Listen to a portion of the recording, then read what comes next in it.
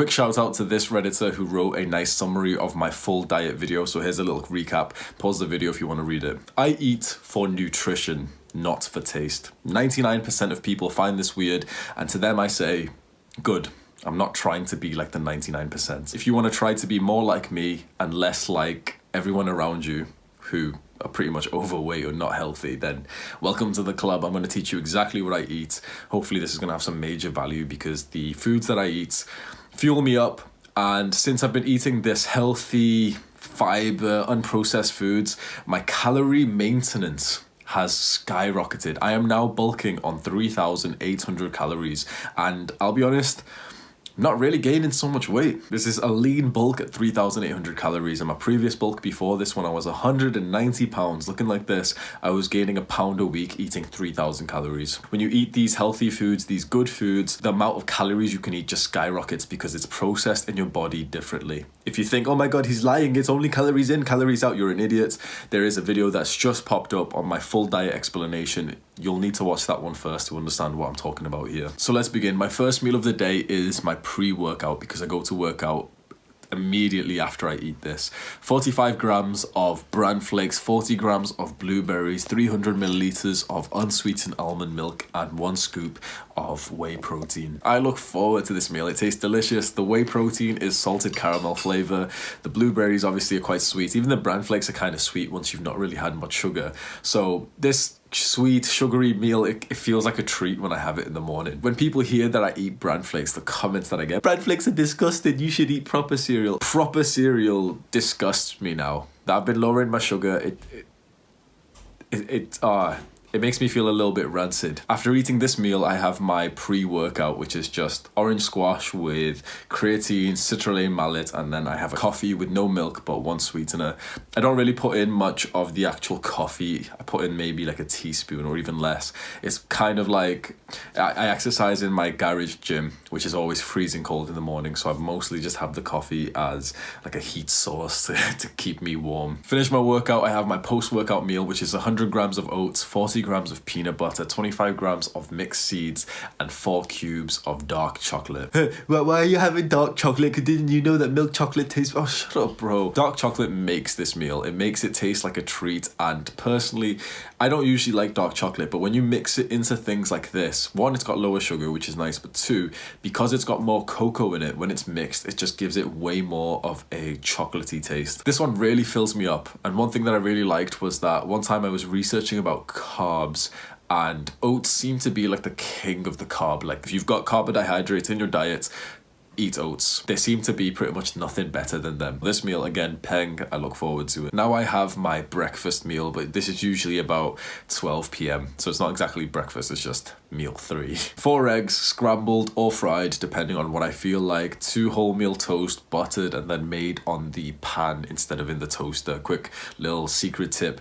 Toast is like trash, but pan fried is peng. Usually I'll have this with spinach, tomato, and mushrooms as well. This meal is peng. I look forward to it. You can see the similarities between all these meals is that I look forward to each and every one. Let's move on. Now we've got what I call Ummi's meal, which Ummi in Urdu means mother or mum or mummy. So this is my mummy's meal. Mummy makes a meal and then I eat it. I usually just put it in the microwave. It's usually like chicken thigh and rice, and then I add some mixed pickled vegetable achar, if you know that. Achar.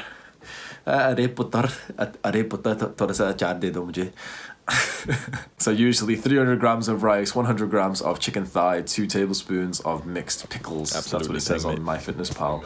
Sometimes chickpeas, sometimes a bit more potato and stuff. This is usually a carb and protein rich meal. So snacks, I think this is probably the most interesting part. As you all know my story, you've seen my videos, I was a huge snacker. I was a well and truly probably one of the biggest binge eaters you've ever seen before. It used to be every single day, and now I have not binge ate since May 2020. Come on. Pat yourself on the back, king.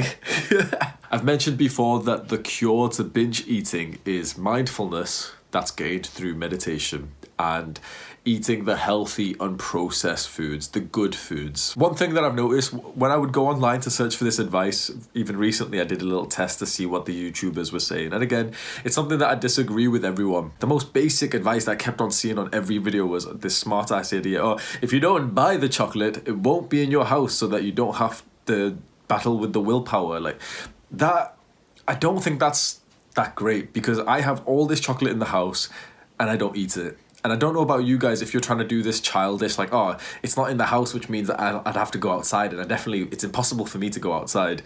If you're craving something, or if I'm craving something, I will go outside to the shop to get it. It's not a big deal, and I don't think that has ever stopped anyone from eating the bad food. The true intention, the best case scenario that we wanted to overcome our binge eating shitty food disorder was to have the food in front of us and literally not even be fazed by it. I can have chocolate, I can have the most peng treat that I used to binge eat in front of me right now, and it's literally nothing. It doesn't mean anything to me. I have all this chocolate because my family eats all this shit. I have all this in the kitchen, I literally walk straight past it. That is the best case scenario. I've never seen anyone try to like teach you how to get here, so let me try to do that right now. First of all, it takes time. You're not just going to be suddenly indifferent to the junk food straight away. This has been a long time coming that I've been trying to cure this binge eating disorder. Mindfulness is a big help.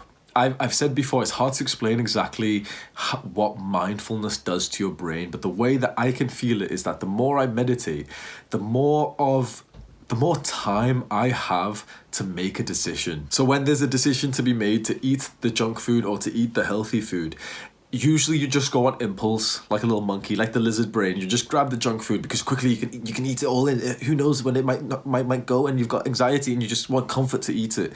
It's like you've had no choice, no awareness to do that. Mindfulness, it was like the more I meditated, the longer of a time gap I literally got to think, do I want that because I've got goals and it doesn't really meet my goals? And then, oh, do I want this? I've got goals and it meets my goals, and I can visualize that would make me happy later on. So I choose that one. I choose the healthy food. Mindfulness has been the incredible help, but also the education gained. So my full diet video has just popped up. You should really watch that, because chances are if you're watching this type of video, you're kind of into the fitness industry, you follow a bunch of fitness YouTubers. I'm telling you right now, they're all lying to you. And something I said, maybe this will get me hated, but they will begin to die. The fitness YouTubers who are telling you the bullshit of eat whatever you want if it fits your macros, they will begin to die soon. 5, 10, 20 years, you will see them all on the news, famous people dying because they've got visceral fat. They aren't exactly fat, they don't have high levels of body fat, but their lack of education and awareness into nutrition and the shit that they're promoting to other people is a disease. That is the pandemic that we need to rid ourselves of. Any YouTuber that you're watching that tells you like, oh, I've got a salad and I've got a pizza, which one do you think I'm having for shut up, bro. Yeah, I know you're having the pizza because calories in, calories out, but you are going to die earlier than if you had the salad. Why is it a thing that fitness people are telling you to eat the junk, telling you to indulge in instant gratification? When 10, 20 years ago, it used to be, you are what you eat. And that is the true phrase that we've got to stick by.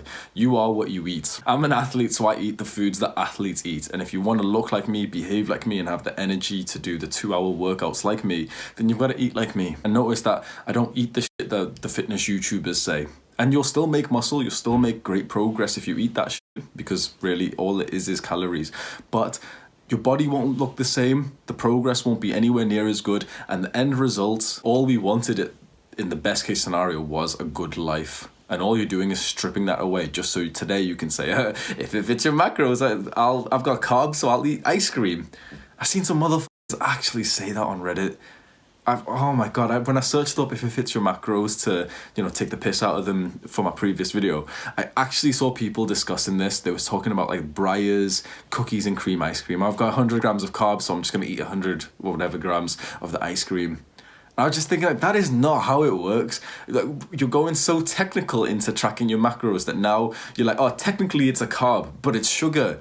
You dumbass. So you've just had 80 grams of sugar at 8 p.m. and you think that that's going to fuel you for your workout tomorrow at 2 p.m. Obviously not. So you've just literally just gained 100% fat from that meal, which is just ice cream. Be honest, how much have you learned about nutrition? Because you didn't learn about this in school. And if you've been learning it from YouTube, the the fitness YouTubers who just want to sell you stuff and get the marketable picture of 10,000 calorie challenge. I've got a binge eating disorder. Don't tell anyone, but I really need to eat this because otherwise I get negative thoughts. So the snack that I have is a piece of dark chocolate. This is my snack. This one piece of dark chocolate that you see on the screen, this with a cup of tea, that is my snack, and I look forward to it. And then straight away people are like, okay, you must be taking the piss because the piece of chocolate would take literally half a second to eat. It's like I have to reframe your mind to what chocolate and treats are supposed to be like. They're not supposed to be for mindless consumption. This is a mix of being on the dopamine detox lifestyle, and usually when you eat snacks, you do it mindlessly because for some reason we coupled eating with doing something else. So maybe you're even watching me right now when you're eating, and it's interesting that you haven't even paid attention to the food. You just kind of know what it tastes like, but you haven't even paid attention to it for the last 5 minutes. And this is what I used to be like. The treat, the snack that I have, the dark chocolate, lasts me like 5 minutes because I realized that it's an experience that you can actually lengthen. And so the one piece of dark chocolate, I take small bites, then I take a sip of the tea. The dark chocolate melts because of how hot the tea is. And then I have a whole mouth full of kind of like hot chocolate. And so it lasts a few minutes. It's something I look forward to, and my treat is literally 30 calories. It's nothing. If you eat chocolate or any kind of snack by literally just grabbing it, eating it whilst you're on your phone, whilst you're jacking off and you're watching YouTube videos, you're not even getting the pleasure of it. You're just mindlessly consuming because you're just a consumer.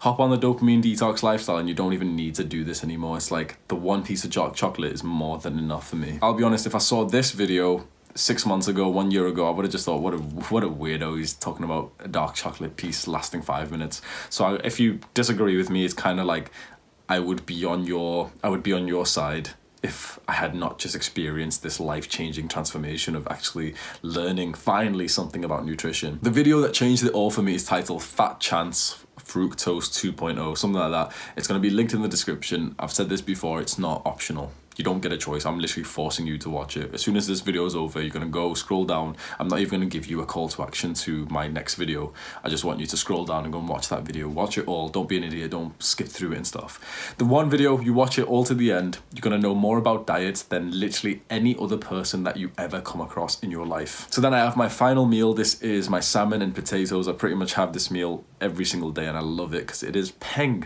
500 grams of potatoes, one frozen salmon, frozen broccoli, sweet corn, and peas. Fills me up. It ends up being like 670 calories, something like that. I drizzle all of it with olive oil, and so the potatoes taste peng. They taste like nicer than fries do. And I put mixed masala seasoning over